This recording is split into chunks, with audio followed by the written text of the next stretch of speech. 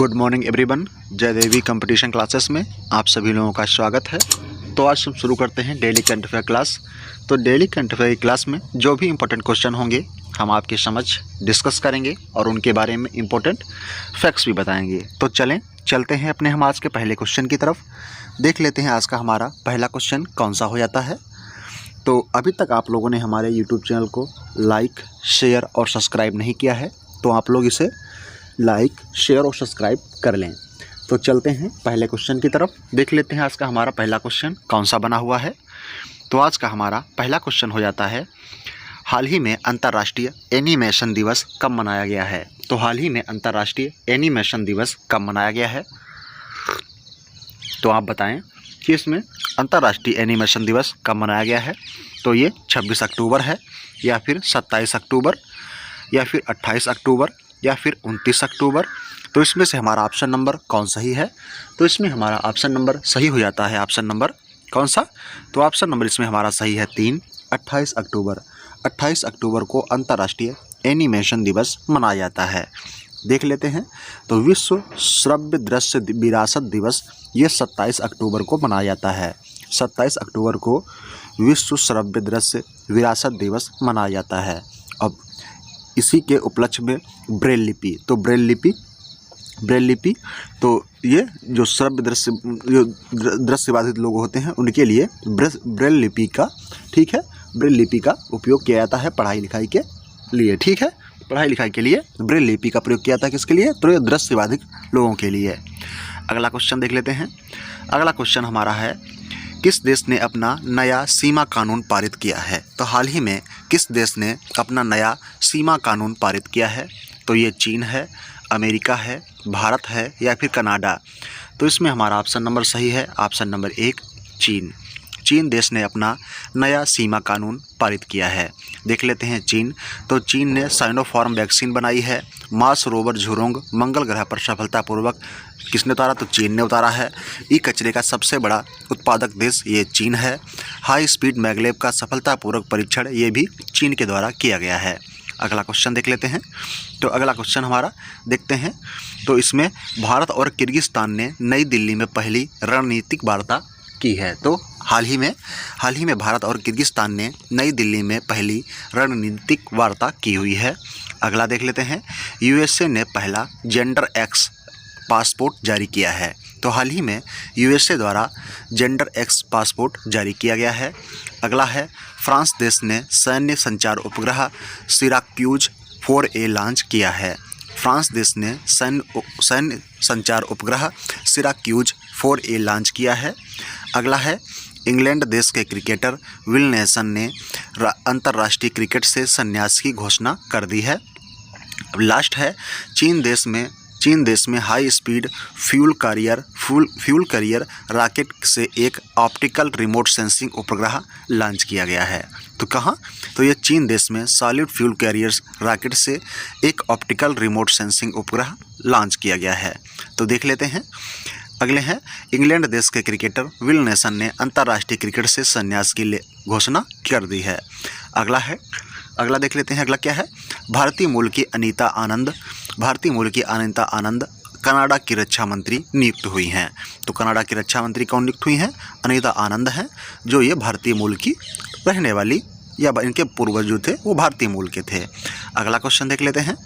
अगला क्वेश्चन हमारा कौन सा है, किस देश ने नौसेना प्रमुख एडमिरल एम शाहीन इकबाल भारत दौरे पर आए हैं। तो किस देश के ये हैं जो नौसेना प्रमुख जो एडमिरल एम शाहीन इकबाल भारत दौरे पर आए हुए हैं।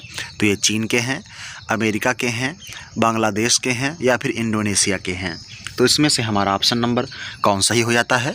तो इसमें हमारा ऑप्शन नंबर सही है 3 बांग्लादेश। बांग्लादेश के नौसेना प्रमुख हैं एडमिरल एम शाहीन इकबाल, जो अभी भारत के दौरे पर आए हुए हैं। अगला क्वेश्चन देख लेते हैं। अगला क्वेश्चन हमारा कौन सा है, स्वास्थ्य बीमा के लिए SBI जनरल इंश्योरेंस ने किसके साथ साझेदारी की है। तो हाल ही में स्वास्थ्य बीमा के लिए SBI जनरल इंश्योरेंस ने किसके साथ साझेदारी की है। तो ये गूगल पे है, फ़ोनपे है, अमेजॉन है, या फिर फ्लिपकार्ट। तो इसमें हमारा ऑप्शन नंबर सही है। ऑप्शन नंबर 2 फ़ोनपे के साथ स्वास्थ्य बीमा के लिए SBI जनरल इंश्योरेंस ने हाल ही में साझेदारी की हुई है। अगला क्वेश्चन देखते हैं। अगला क्वेश्चन है, हाल ही में कहाँ 34 चिल्ड्रन फ्रेंडली पुलिस स्टेशन की स्थापना की गई है? तो हाल ही में कहाँ 34 चिल्ड्रन फ्रेंडली पुलिस स्टेशन की स्थापना की गई है? उत्तर प्रदेश में, मध्य प्रदेश में, राजस्थान में या फिर उड़ीसा में? तो इसमें हमारा ऑप्शन नंबर कौन सही है? ऑप्शन नंबर इसमें हमारा सही है 4, उड़ीसा। उड़ीसा राज्य में 34 चिल्ड्रन फ्रेंडली पुलिस स्टेशन की स्थापना हाल ही में की गई है। तो उड़ीसा में आपदा प्रबंधन को अनिवार्य विषय बनाया गया है। स्वच्छ बिंदुसागर पहल ये भी उड़ीसा में चल रही है और गरिमा नामक नई योजना ये भी उड़ीसा राज्य के द्वारा चलाई जा रही है। सोनाबेड़ा, कोठागढ़, नवल नल और वाइसपल्ली देवरीगढ़, गहीर मठ वाइल्ड लाइफ सेंचुरी और चिल्का लेक ये सभी उड़ीसा के महत्वपूर्ण राष्ट्रीय उद्यान हो जाते हैं। अगला क्वेश्चन देखते हैं। अगला हमारा पॉइंट इसमें कौन सा है? तो मिजोरम राज्य में शहरी गतिशीलता का समर्थन करने के लिए ADB के साथ $4.5 मिलियन का ऋण समझौता किया गया है। तो ADB के साथ में मिजोरम राज्य ने शहरी गतिशीलता का समर्थन करने के लिए ADB के साथ $4.5 मिलियन का ऋण समझौता किया हुआ है। अगला है, गोवा राज्य प्रत्येक घर के लिए ODF मतलब शौचालय, ठीक है, ODF शौचालय और बिजली हासिल करने वाला पहला राज्य बन गया है। तो गोवा जो है ये प्रत्येक घर में शौचालय और बिजली पहुंचाने वाला प्रथम राज्य बन गया है। कौन? तो ये गोवा बना है। अगला है, तमिलनाडु राज्य के मुख्यमंत्री ने education at your door step योजना शुरू की है। तो तमिलनाडु राज्य सरकार के द्वारा education at your door step योजना का शुभारंभ किया गया। किसके द्वारा? तो ये तमिलनाडु राज्य सरकार के द्वारा किया गया है। अगला क्वेश्चन देखते हैं। अगला हमारा पॉइंट इसमें कौन सा है? तो अगला पॉइंट हमारा हो जाएगा, कर्नाटक राज्य सरकार के द्वारा उच्च शिक्षा विभाग में इन्फोसिस के साथ समझौता किया गया है। तो कर्नाटक राज्य जो है ये उच्च शिक्षा के बढ़ोतरी के लिए ये इन्फोसिस के साथ इसने समझौता किया हुआ है। अगला है, भारत ने अग्नि 5 बैलिस्टिक मिसाइल का सफल परीक्षण उड़ीसा में किया है। तो उड़ीसा में भारत ने अग्नि 5 बैलिस्टिक मिसाइल का सफल परीक्षण किया हुआ है। गुजरात के मुख्यमंत्री ने गो ग्रीन योजना का शुभारंभ हाल ही में किया है। तो हाल ही में गुजरात के मुख्यमंत्री ने गो ग्रीन योजना का शुभारंभ किया है। अगला क्वेश्चन देख लेते हैं। अगला क्वेश्चन कौन सा है? राष्ट्रीय जनजातीय नृत्य महोत्सव की मेज़बानी कौन कर रहा है? तो राष्ट्रीय जनजातीय नृत्य महोत्सव की मेज़बानी कौन कर रहा है? तो ये रायपुर है, रांची है, पुणे है या फिर इंदौर? तो इसमें से हमारा ऑप्शन नंबर कौन सही हो सकता है?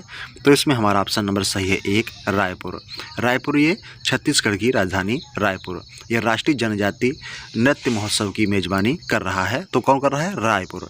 ओके, अगला क्वेश्चन देख लेते हैं। अगला क्वेश्चन क्या है? National bank for financing infrastructure and development के अध्यक्ष के रूप में किसे नियुक्त किया गया है? तो national bank for financing infrastructure and development के अध्यक्ष के रूप में किसे नामित किया गया है?